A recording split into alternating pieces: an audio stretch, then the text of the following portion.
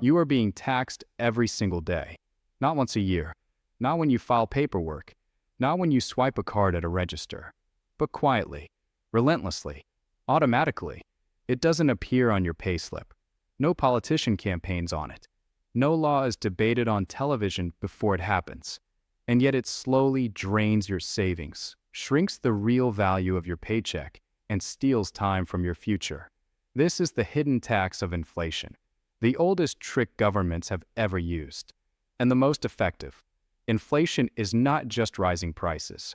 It is a transfer of wealth, from those who save to those who borrow, from ordinary citizens to governments and elites who understand the rules of the game. It is taxation without consent. And the most uncomfortable truth of all is this: inflation is rarely an accident. It is a choice, a deliberate policy tool, a way for states to fund themselves without the political pain of openly raising taxes. Because when taxes rise, people revolt. But when prices rise, people blame the economy. That confusion is not a flaw. It is the feature, the quiet mechanism inflation works like rust. You don't notice it at first. A little more for groceries, a higher rent renewal, a paycheck that feels thinner, nothing dramatic enough to spark outrage. But over time, the damage compounds. Money loses purchasing power, savings buy less, wages chase prices but never quite catch up, and the value that disappears doesn't vanish into thin air.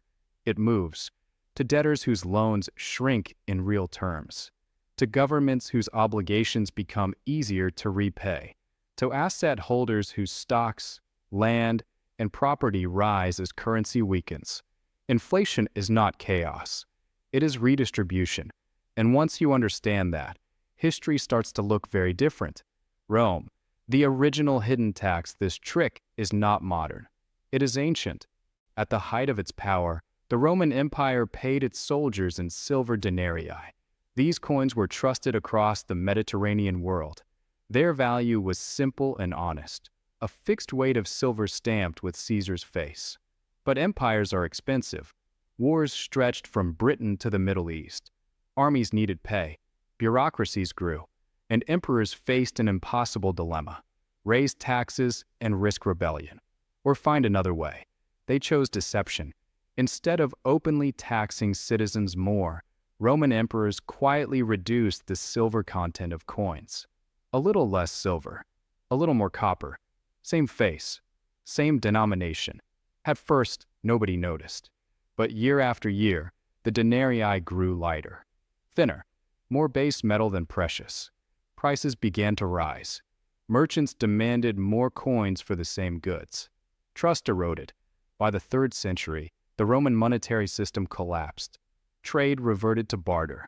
Gold and foreign coins replaced imperial money. The hidden tax had done its work. No decree, no vote, just silent debasement. Rome fell, but the trick survived. Revolutionary France. Paper promises fast forward to the 1790s.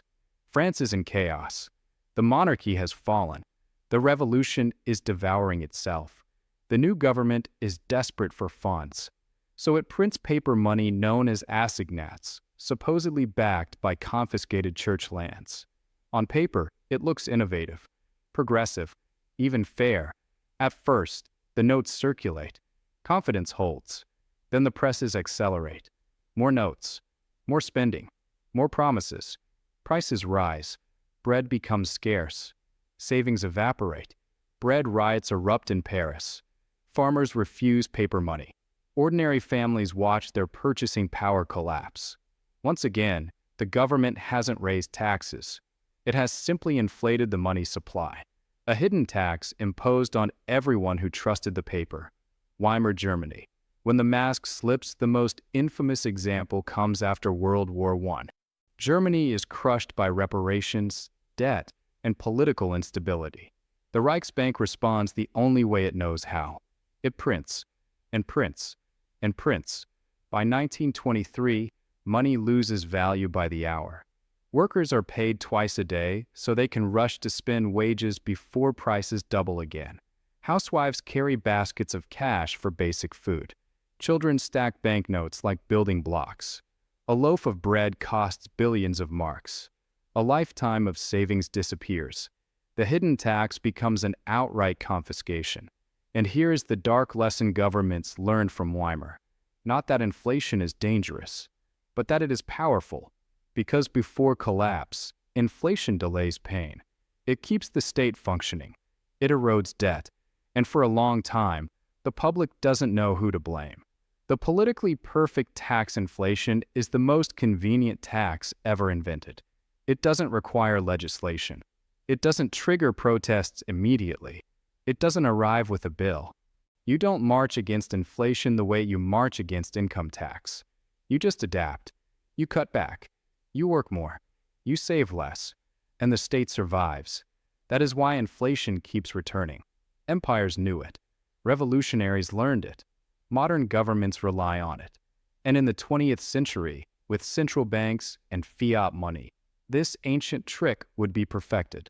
But to see how inflation became normalized, how it was reframed as necessary and even healthy, we have to move into the modern era, where the hidden tax stopped being a crisis response and became a permanent feature of everyday life. By the early 20th century, governments no longer saw inflation as a failure. They saw it as a tool. The question was no longer whether to use it, but how much the public would tolerate before noticing. Nowhere was this more carefully mastered than in the British Empire. War, victory, and silent confiscation during both world wars, Britain faced costs unlike anything in its history. Entire societies were mobilized. Ships, weapons, factories, soldiers, everything demanded money. Taxes alone were not enough. Borrowing had limits. So the Bank of England stepped in. Money was printed. Credit expanded. Prices crept upward.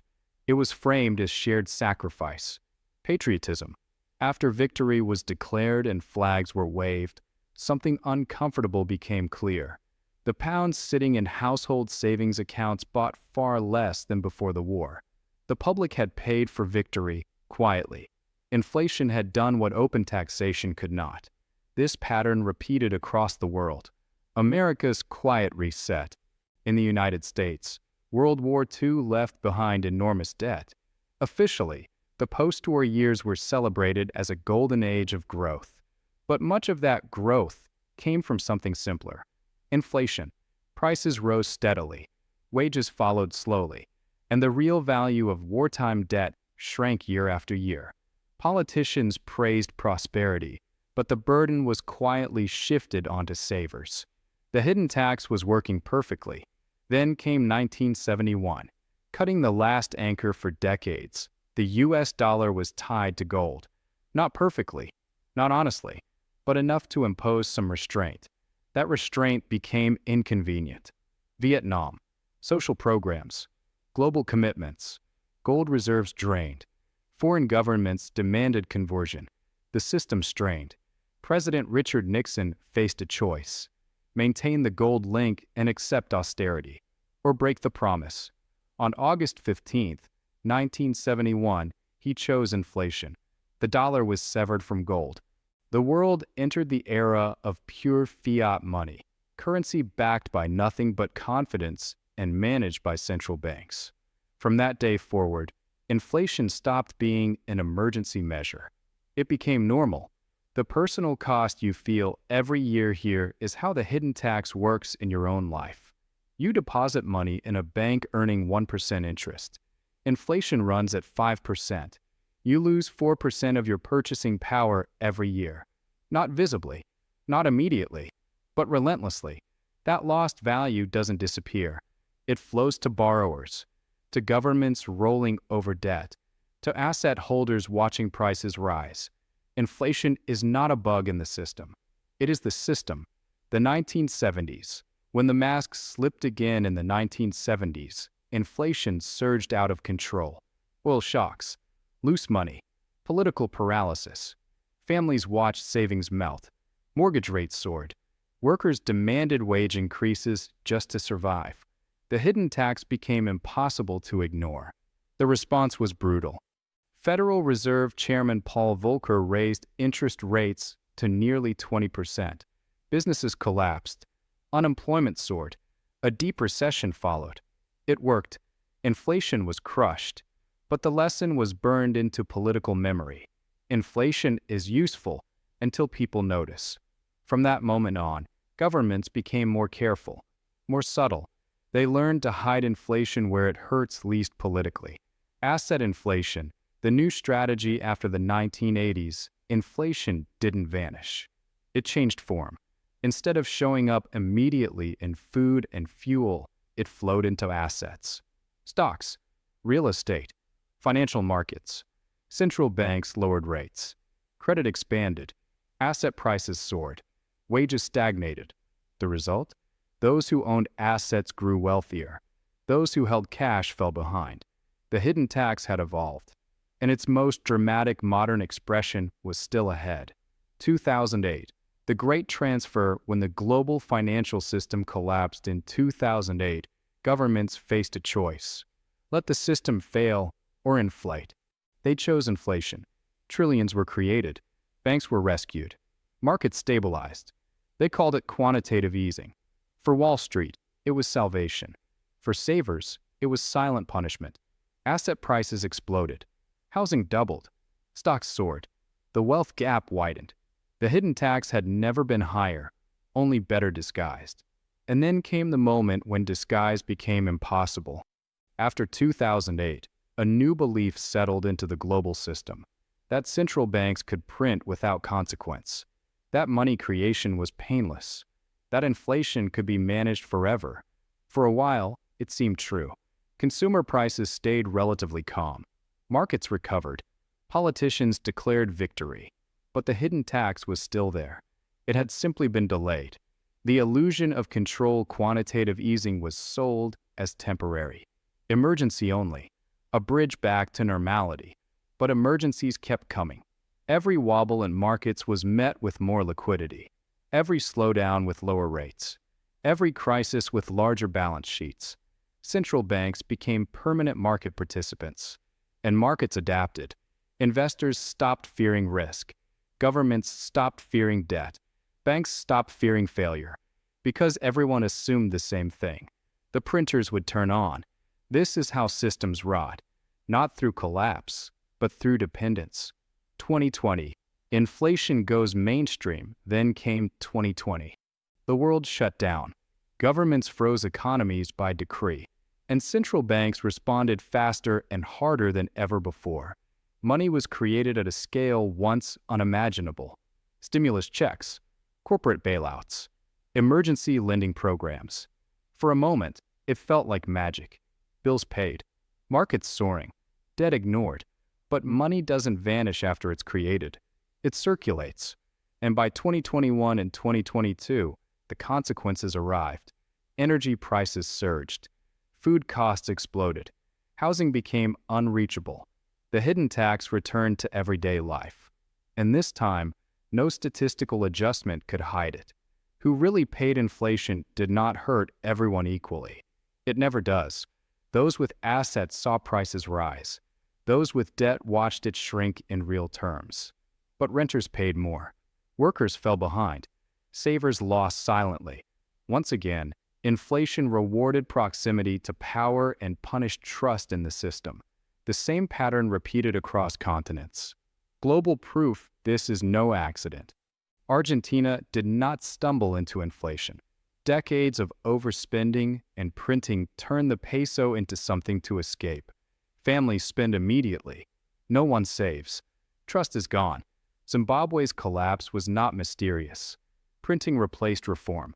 Trillion-dollar notes became worthless paper. Savings were annihilated. Lebanon's crisis was not unforeseeable. Banks froze accounts while the currency lost 90% of its value. Doctors, engineers, retirees wiped out. Different cultures, different leaders. Same mechanism. Inflation is policy. The myth of good inflation economists will tell you a little inflation is healthy.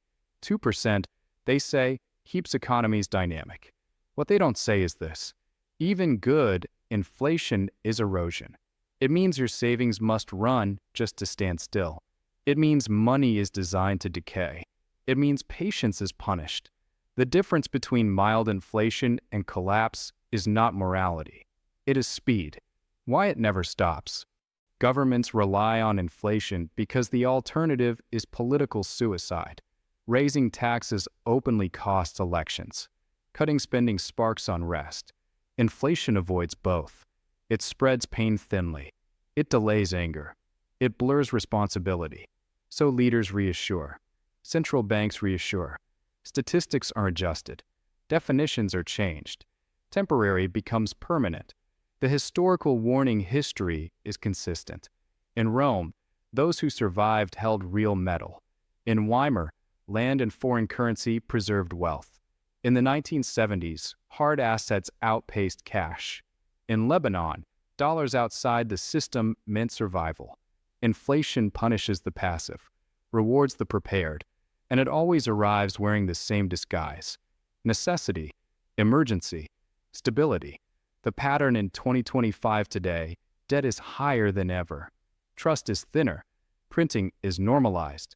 The conditions rhyme with the past. Not collapse tomorrow, but erosion, a slow tax, paid daily. And the question is no longer if inflation continues.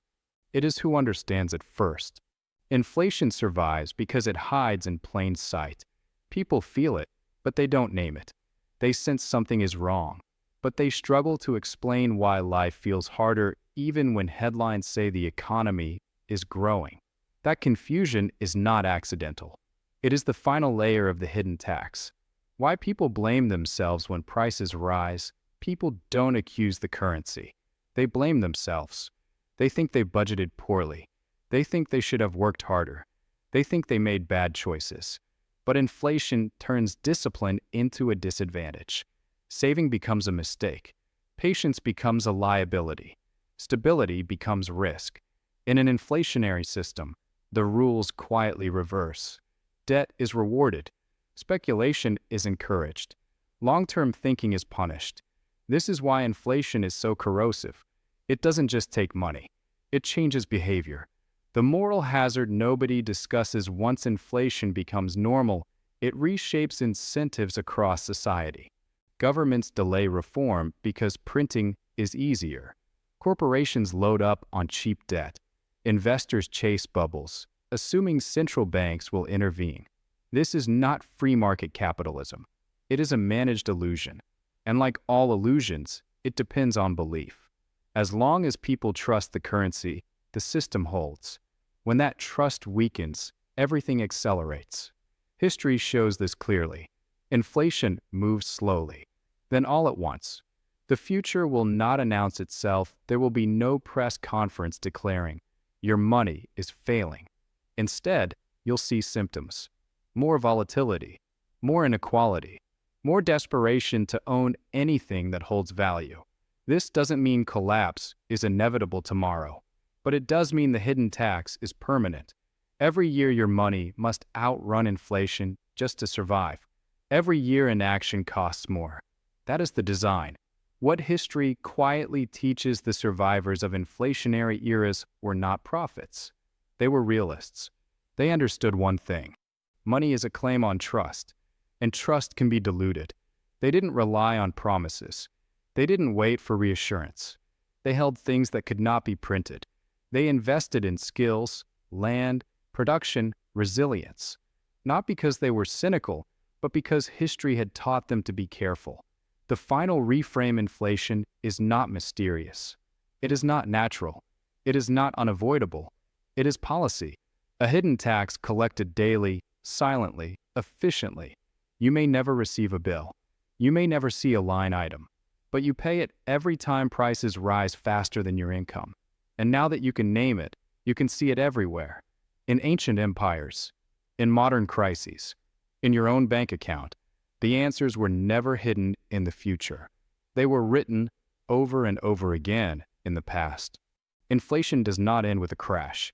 That is the final misunderstanding. Most people imagine inflation only as catastrophe, wheelbarrows of cash, empty shelves, currencies collapsing overnight. But those moments are only the extremes. the visible failures. Most of the time, inflation works quietly, legally, respectably. It becomes part of everyday life. And that is why it is so powerful. Why governments keep using it. If inflation were openly labeled as a tax, it would be politically impossible. No leader could stand at a podium and say, "We are going to reduce the value of your savings every year. We are going to make your wages lag behind prices. We are going to transfer wealth upward without asking." So they don't say it. Instead, they say stimulus. They say growth. They say supporting the economy. They say temporary measures. The language changes. The mechanism does not. Inflation allows governments to spend today and push the cost into the future. It allows debts to be repaid with weaker money. It allows promises to be kept on paper while being broken in reality. And most importantly, it avoids accountability.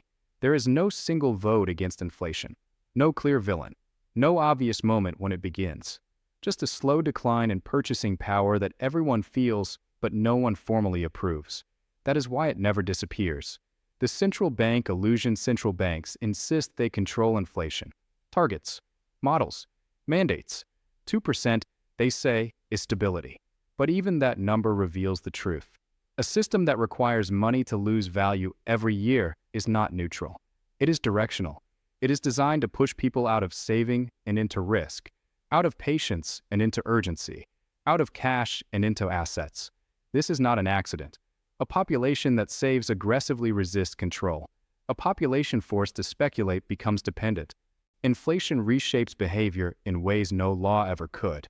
The real cost is time. The cruelest part of inflation is not what it takes from the rich.